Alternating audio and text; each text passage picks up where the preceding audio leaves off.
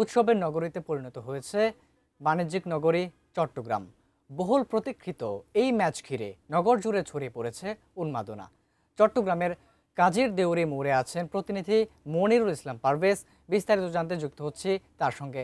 পারভেজ, খেলা ইতিমধ্যে শুরু হয়ে গিয়েছে, যারা ভক্ত সমর্থন আছেন তাদের কি পরিস্থিতি দেখছেন, এছাড়া কোনো আইন শৃঙ্খলা পরিস্থিতির খবর, সবকিছু মিলিয়ে কেমন দেখছেন পরিবেশ আমাদেরকে জানাবেন।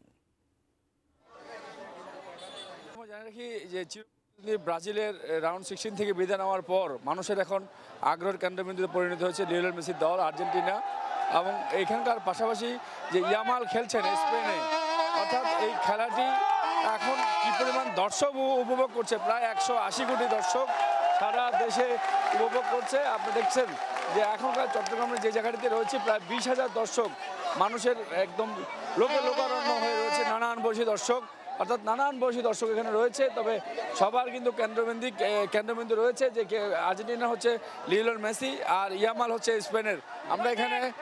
আমরা এখানে দুই দলের সমর্থকদেরকে পেয়েছি। আপনার মাধ্যমে আমরা একটু দুজনের সমর্থককে আগে একটু যুক্ত করে নেই। আচ্ছা, আপনি তো স্পেনের জার্সি পরে এসছেন, আপনার কি প্রত্যাশা বলেন?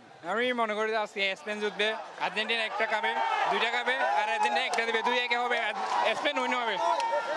আরেকজন আর্জেন্টিনাকে জিজ্ঞেস করি। আচ্ছা, আগে খুদে দর্শককে জিজ্ঞেস করি, আপনার কি মনে হয়?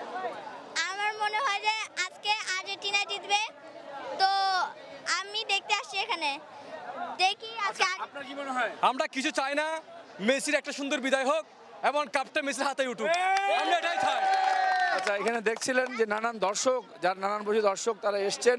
অর্থাৎ এই মোড়টি নয় শুধু চট্টগ্রামের, আমরা আরও কয়েকটি পয়েন্ট দেখেছি, সিআরবি রয়েছে, এছাড়া 16 শহর রয়েছে, চট্টগ্রাম ইউনিভার্সিটি রয়েছে, সব মিলে প্রত্যেকটি জায়গায়। তবে সবচেয়ে বেশি দর্শক আমরা এই জায়গাটিতে দেখেছি, প্রায় 20,000-25,000 দর্শক হবে এখানে।